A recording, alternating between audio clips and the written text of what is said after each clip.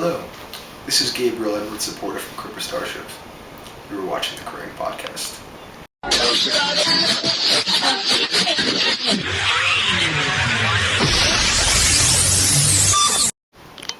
Hello and welcome to the Kerrang podcast. This week we're in central London chatting to Gabe from Cobra Starship. Hello everybody. Hello everybody. Gabe's drinking water. Yeah, because once you're at the label they give you the fancy. There you water, go. sparkling. It's because he's a little bit hungover, which is fine, which is rock and roll, because he played a show yesterday in London at LA2 / Mean Fiddler, whatever you want to call it. How did it go down? It was awesome. It was a big dance party. I like the kids here bring glow sticks to shows. Yeah. You know, in America, they're just starting to do that now, but like all the kids wear bright colors and they're bringing lots of glow sticks. It's a lot of fun. Yeah, I did walk past the show yesterday and there was like kids queuing from like 2 o'clock in the afternoon and it was just a rainbow wall of people getting kind of excited. What's the kind of average Cobra fan like? What kind of age are they? What kind of things are they also into? It's weird. Like our fans definitely. The thing is, the fans that end up waiting from 2 o'clock on, and like the ones that like are waiting to meet you, they're always like the really younger kids that are really excited, you know. But then I'll like meet people afterwards at bars and stuff. Like I'll meet parents and stuff and be like, oh, we love you guys. Really? We have a 4-year-old daughter and we make her listen to you guys. I'm like, it's sweet, you know. Yeah.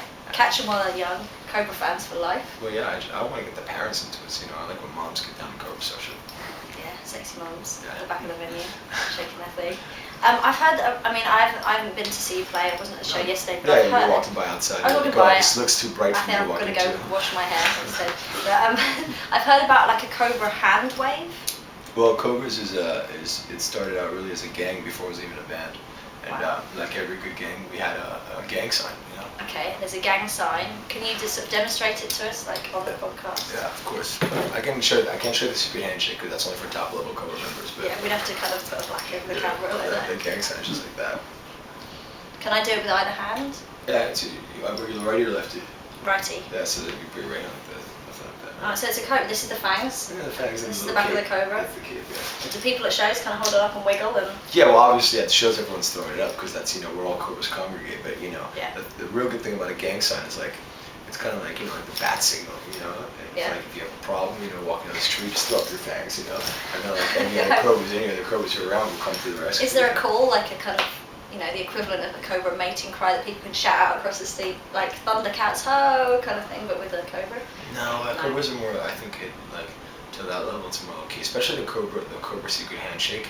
It's very sweet. Like basically when we first started out Cobras as a gang, me and my friends would go around and just like try to make people Cobras and tell them about the gang. And Andrew WK, he's a Cobra.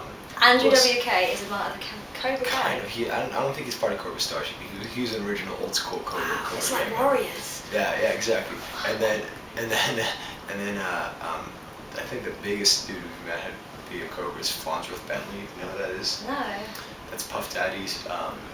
He's like, you know, the dude used to be in all his videos dancing and like we like holding the umbrella stick and the cane. Oh my I'm God, talking about. yes. He's Butler.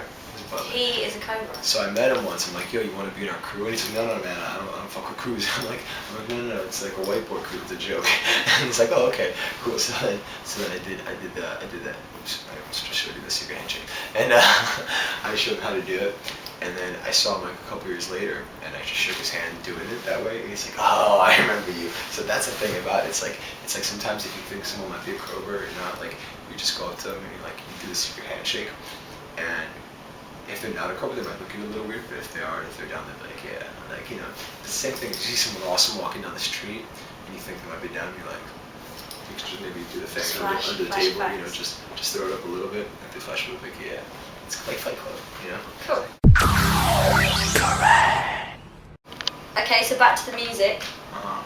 Viva La Cobra is out now. Cobra Starship album. I don't know if I really would call that music, but if you want to be generous with your label. Well, I'm going to say it's a collection of 11 items that can be played on a stereo. That's good. Tell me a little bit about it. So what does it sound like to people that have never heard the band before? How are we gonna tell people about you?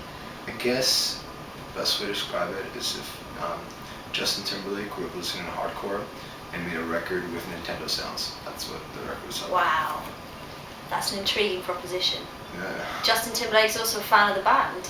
No, I don't know about that. I've heard rumors. Rumors? He's never come to our show. He's never come and been like, yo, you're awesome. And I'd be like, no, you're awesome.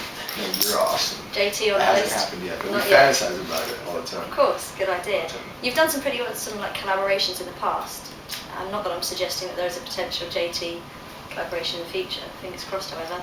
You did the song with the Snakes in the Plane song, which had a bunch of famous people in the video and on the track.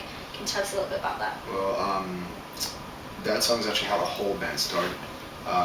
Basically, I had the name Cobra Starship, which is kind of a joke. When I did a cover of Gwen Stefani's Hollaback Girl, I did Hollaback Boy, like just fucking around, like total joke, put up on MySpace.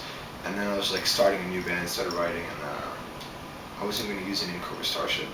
And my friend William from the Academy has heard about Snakes on Plane like way early on, and they have a song called Black Mamba. They wanted to try and get Black Mamba the Snakes on Plane soundtrack. So we had the same manager. Our manager called up. He's like, "Oh, I got this band, the Academy Music. I got some Black Mamba. It'd be great. Snakes, Black Mamba, cool, whatever." And they're like, "Yeah, we love the song, but we really want something unreleased." And then all of a sudden, a light bulb went. I was like, "Wow, this would be great launching pad for Gabe, because he's got the Cobra Starship, Cobra, Mamba, Snakes. Exactly. It's just like a match made in reptilian heaven. Oh, I'm getting the wrap it up B signal. We're out of time. So anyway, the end of the story is that's it. Great song. Check it out now. Snakes on Plane soundtrack. No, Cobra you Starship. don't want that shit. You want this one. You want the new one. It's purple. It has a laminate on it. It's Cobra Starship. Thank you very much for chatting to us. Of course. See you soon. Bye-bye. Bye.